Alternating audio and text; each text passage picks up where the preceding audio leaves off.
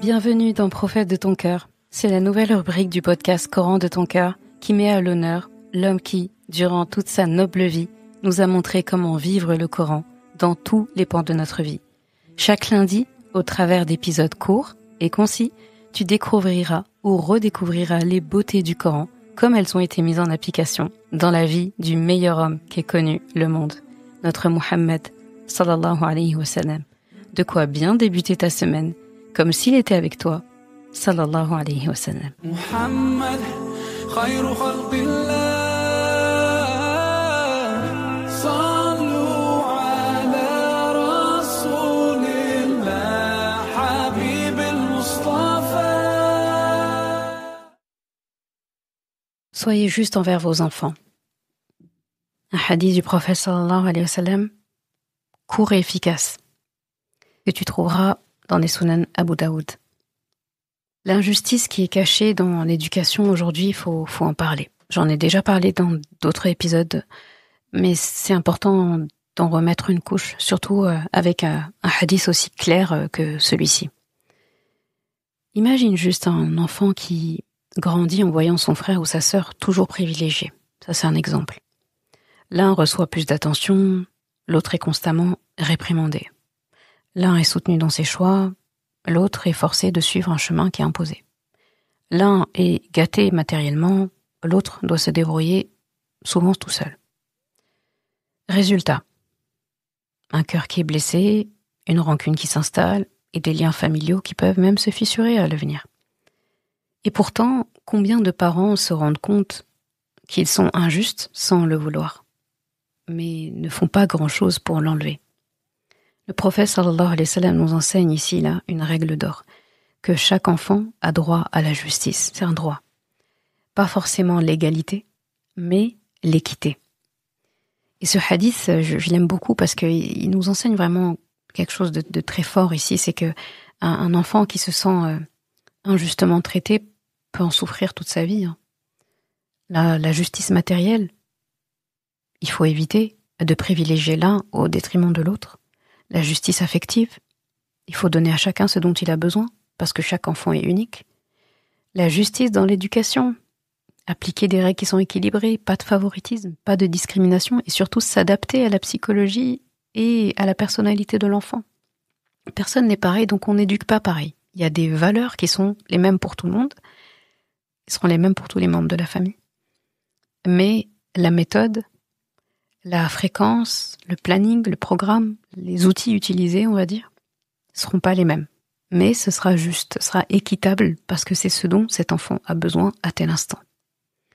Et le prophète sallallahu alayhi wa sallam, quand tu regardes comment il traitait les enfants, il était extrêmement attentif à l'équité, aussi bien quand il parlait entre ses compagnons et entre les enfants. Et il interdisait de privilégier quelqu'un par rapport à l'autre.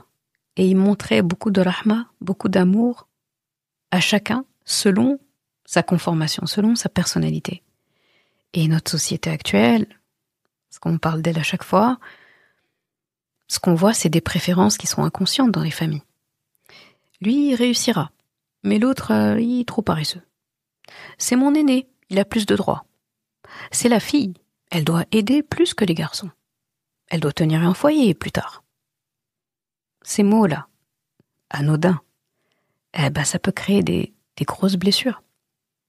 Et ça crée aussi des rivalités qui peuvent durer parfois toute la vie. Et ça, c'est dramatique. Là, on peut parler des injustices entre les filles et les garçons. Il y a des filles qui portent des responsabilités écrasantes, pire si elles sont les aînées en plus, pendant que les garçons sont traités comme des rois. Dans certains foyers, un fils aura toujours plus de considération qu'une fille. Alors que le prophète sallallahu alayhi wa sallam élevait le statut de la femme et il honorait ses filles. Et pour cause, Allah subhanahu wa ta'ala l'a laissé qu'avec des filles, parmi ses enfants. Les conséquences peuvent durer, comme je disais, ça peut durer toute la vie. Ça peut durer très longtemps. Des frères et sœurs qui coupent les liens à l'âge adulte, quand les parents sont plus là pour faire le tampon au ciment, quoi. À cause d'un sentiment d'injustice qui n'est pas réglé. Et souvent, l'origine, c'est même pas la fratrie avec laquelle il y a un froid, c'est le parent qui a éduqué cette fratrie-là. Et il y a des enfants qui grandissent avec un complexe d'infériorité qui reste, qui ne s'en va plus en fait. Et avec une difficulté à se sentir légitime dans beaucoup de choses qu'ils font. Et il y a une perpétuation de ces schémas familiaux-là, des schémas familiaux où l'injustice en fait va se transmettre de génération en génération. Et ça aussi c'est triste. La vie quotidienne, ça donne quoi ? Il faut commencer par faire un examen de conscience. Est-ce que je favorise inconsciemment l'un de mes enfants ? Il faut se poser la question, tant qu'on ne fait pas de bilan, on ne peut pas avancer. Il faut oser se poser ces questions. Ça peut faire mal, la réponse peut faire mal, mais tant qu'on n'a pas la réponse et parce qu'on ne se pose pas la question, on ne pourra rien corriger. Et après, ça donne des schémas dramatiques plus tard où les enfants, ils sont en train de se reconstruire et s'ils ont envie, et pour peu même qu'ils verbalisent et qu'ils disent aux parents, même dans la plus grande bienveillance, j'ai subi ça, je me suis sentie injustement traitée dans ça, etc. Et le parent, c'est un moment où il peut même pas rectifier le tir. Et qu'est-ce qu'il va pouvoir juste dire à ce moment-là ? C'est « j'en avais pas conscience, je savais pas ». Je pense que soit nous là, parents actuellement, que nos parents, que avant, et peut-être même de génération en génération, c'est impossible qu'on soit parfait et que nos enfants n'aient rien à nous reprocher. C'est pas le but. Mais il faut qu'on essaye de faire de sorte qu'au moins, ils aient pas à nous reprocher sur les basiques, sur les fondamentaux, à savoir les droits qui sont sur nous. Là, on ne doit pas faillir. On peut faillir sur d'autres choses, parce qu'on n'est pas parfait, parce que nous-mêmes, en fait, on nous a transmis d'une certaine façon, nous-mêmes, on porte du poids de nos parents, de nos arrière-grands-parents, etc., société, tout en même temps, et c'est comme ça, c'est Allah subhanahu wa ta'ala qui a fait ça. Mais qu'est-ce qu'on en fait ? Est-ce qu'on se dit « Aba'una » D'accord, comme ce qu'Allah mentionne dans le Coran, chaque fois qu'on leur dit quelque chose, croyez en tel prophète, adorez Allah, lisez le livre, appliquez le livre, apprenez, faites ça. À chaque fois, c'est kama fa'ala aba'una. Non, mais nous, on a laissé nos pères, nos ancêtres, ils ont fait ça. On dirait c'est une vérité absolue. Allah subhanahu wa ta'ala répète tellement ça, leur phrase là. Kama fa'ala aba'una, ma wajadna. On n'a pas vu nos ancêtres faire ça. C'est comme ça qu'on a vu nos ancêtres faire. Oui, mais ça, c'était pas présent dans ce que nos ancêtres font. Il y a une espèce de religion, là, de nos ancêtres. La religion, elle s'appelle nos ancêtres. D'accord ? Ma maman, hafidhallah, qu'Allah la préserve, elle lui augmente, quand elle parcourait donc la mémorisation du Coran, machallah, qu'elle a terminé, elle était fascinée par ça. À chaque fois, elle les appelait les aba'una, les mécréants qui sont tout le temps en train de dire aba'una. Elle dit, mais c'est omniprésent, aba'una. Elle les appelait les aba'una. En gros, les aba'una, elle les appelait tous les gens qui veulent pas se réformer, en fait, qui se disent juste, c'est des habitudes, c'est une tradition, c'est comme ça, et c'est les gens qui ne questionnent pas les habitudes, qui ne questionnent pas les actions des gens avant eux. Et ça, c'est n'importe quoi. Si ça avait un quelconque sens, pourquoi est-ce qu'un prophète viendrait après un autre prophète, On se dirait, un prophète suffit, et tous ceux qui viennent après doivent suivre tout ce qui s'est passé avant. Et ça suffirait. Mais qu'est-ce qui se passe entre-temps ? Les gens dévient, les gens font n'importe quoi, donc un prophète vient, fait très bien son travail, mais les gens se perdent après, et ainsi de suite, et il faut toujours, en fait, à chaque fois, venir faire le rappel, réappuyer le message, jusqu'à ce que le dernier prophète, qui lui vient parachever tout ça. Et même lui, même si aucun prophète ne vient après lui, Isa alayhi salam va venir terminer sa mission sur terre. El-Mahdi va venir faire sa mission sur terre. Donc il y aura en fait des choses, comme pour dire qu'on aura besoin de rappel à chaque fois.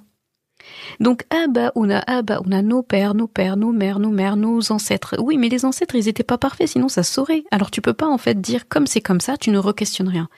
On nous a pas demandé d'être rebelles et d'être là tout le temps à tout remettre en question et à dire moi je veux pas, etc. Le but ce n'est pas de choquer juste pour le plaisir de choquer. Mais si tu vois quelque chose qui était présent dans tes générations depuis longtemps et tu te sens pas aligné pour ça, tu sens que ça ne plaît pas à Allah, tu sens que ça t'éloigne de ce qu'Allah t'a demandé, etc. Eh bien, faut avoir le courage de questionner ça. Faut avoir le courage de prendre finalement ce flambeau qu'Allah subhanahu wa ta'ala te donne. Peut-être que c'est par toi qu'il fait passer la salvation de toutes les générations après toi. Peut-être que c'est par toi qu'il fait passer. C'est un grand honneur, c'est un grand privilège, mais ça va avec des responsabilités. Tout ce qui est grand demande des sacrifices grands. et demande une responsabilité grande. Et donc, il faut en fait faire ça. Et donc ça, je parle de nous avec nos parents. Il faut se dire que nos enfants aussi pourront pas. Ils ne pourront pas déjà parce que le monde évolue à une vitesse. Ils ne pourront pas faire tout exactement comme nous. Nous-mêmes, on n'a pas pu faire tout exactement comme nos parents. Pourquoi on l'exige d'eux? Donc, c'est important en fait de faire cet examen de conscience. Consciemment, inconsciemment. Voilà, donc tout se dérouler là pour par rapport à cette phrase que j'ai dit avant. Est-ce que je favorise inconsciemment l'un de mes enfants? Est-ce que je donne autant d'amour et de temps à chacun? Là aussi. Est-ce que je le fais? Même si c'est pas à l'instant T, même si c'est en différé, mais est-ce que au final, quand je fais les comptes, tout le monde il y a eu de la justice pour tout le monde? Ensuite, il faut adapter l'amour et l'éducation à chaque enfant. Chaque enfant est unique, je l'ai dit tout à l'heure. Un enfant qui est introverti ne sera pas éduqué de la même manière qu'un extraverti. Ça, c'est clair. Un enfant qui est en difficulté scolaire, par exemple, il a besoin d'un soutien, il n'a pas besoin de comparaisons qui sont destructrices. Il n'y a pas pire qu'arriver, on est en 3e position, 4e position dans la maison, dans la fratrie, et en fait, ce pauvre enfant, toute sa scolarité, son point de comparaison, ça va être l'aîné, ou le deuxième, ou celui qui est juste avant lui. Tout le temps. Et des fois, même les enseignants, ils s'y mettent si, par exemple, les enfants ont été tous dans la même école et c'était la même prof d'anglais tous les ans. C'est pas bon. Même si vous êtes bon élève, moi, je pense que même si les deux de la fratrie, par exemple, sont bons élèves, on peut dire des choses du style, machallah, digne frère de sa sœur, digne sœur de son frère, ah, machallah, ça se voit que c'est de famille. Mais même là, attention à ne pas répéter ça tout le temps, parce que même si ça part de quelque chose de positif, il y a un effet négatif ici, c'est que l'enfant, dans son mérite, il n'est pas valorisé comme lui tout seul, il est valorisé parce que son frère et sa sœur l'a fait. On est en train de complimenter peut-être plus le frère ou la sœur en question que l'enfant devant nous lui-même. Donc on peut le dire une fois et dire « ça ne m'étonne pas, ton frère et ta sœur avaient ces mêmes aptitudes, ou avaient ce même sérieux, avaient ce même entrain, cette même excellence dans le travail, ce même bon comportement. » Et pour valoriser l'enfant qui est en face, en disant ça, parce que on est toujours content aussi d'entendre parler de son grand frère ou de sa grande sœur, eh bien, faut ramener ça à la justice. Là, l'enseignant ou le parent, il peut ramener ça à la justice et dire « ça se voit que vous avez les mêmes parents. Ça se voit qu'en fait, tes parents sont justes. Ça se voit que tes parents vous ont bien éduqué. Parce que, en adaptant à chacun, finalement, on a obtenu des bons résultats pour chacun. » C'est ça qu'un enseignant de qualité, c'est comme ça qu'il doit faire. Mais moi, ça me rappelle... j'ai parlé d'anglais, donc ma prof d'anglais, en fait, elle a eu 2 de mes petits frères. Dans ma fratrie, il y en a eu 2. On a eu la même enseignante. Et je sais que mon frère me rapportait qu'elle parlait souvent, elle disait souvent, elle citait souvent donc moi ou mon autre frère. Et quand c'était mon petit frère juste après moi, c'était toujours... il y avait toujours mention de Zainab. Il se trouve que l'anglais, c'est une matière que j'aimais beaucoup. Et dans laquelle j'étais à l'aise. Et donc, elle ne manquait pas à chaque fois de rappeler ça à mes frères. Et heureusement, j'ai envie de dire que mes frères étaient aussi travailleurs et bons en anglais. Dans cette matière-là, ils aimaient beaucoup. Parce que sinon, moi, ça me mettait dans la gêne à chaque fois. J'ai dit, mais pourquoi à chaque fois, elle me mentionne? C'est pas la peine de me mentionner. Et en fait, je voyais à travers le regard de mes frères, donc alhamdoulilah, heureusement, comme on discute beaucoup, etc., ça a changé, et mes parents n'étaient pas dans cette comparaison-là, dans ces matières.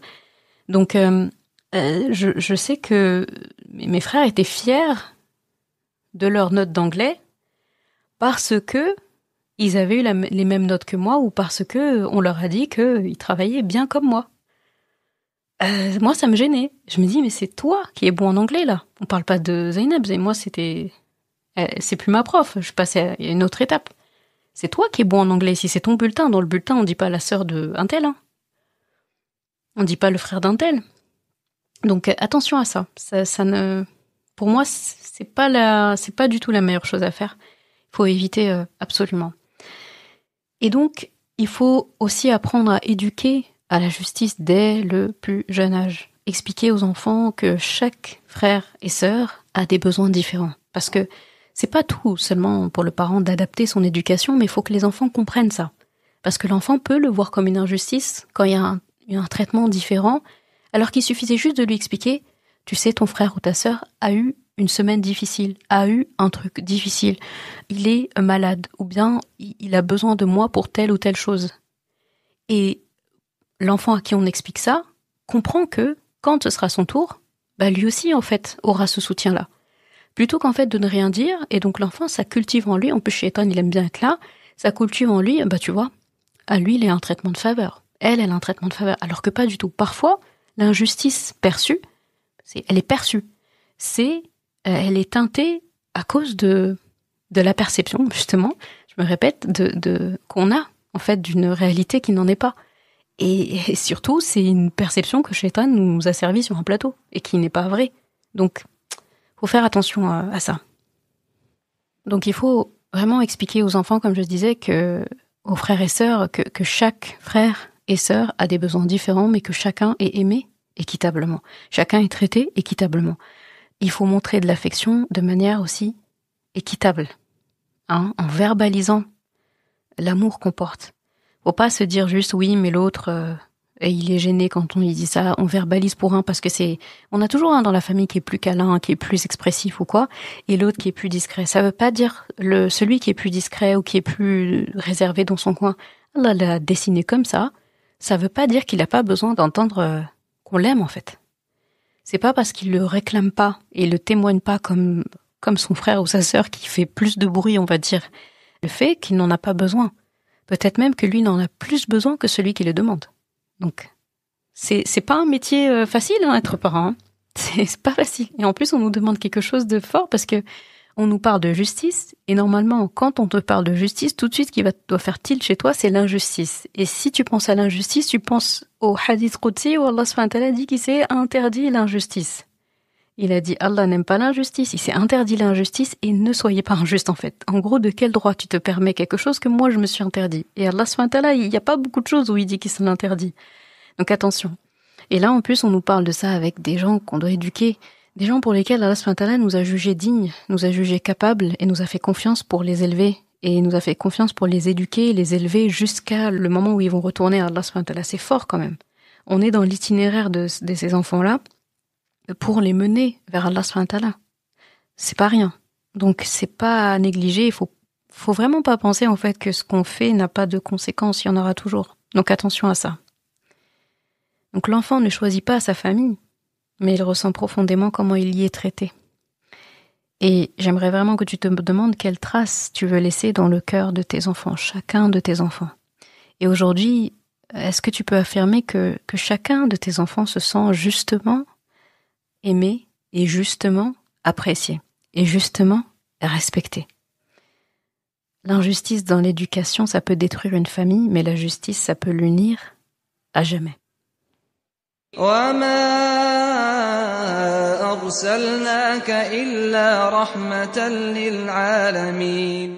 Et nous ne t'avons envoyé que comme rahma pour l'univers.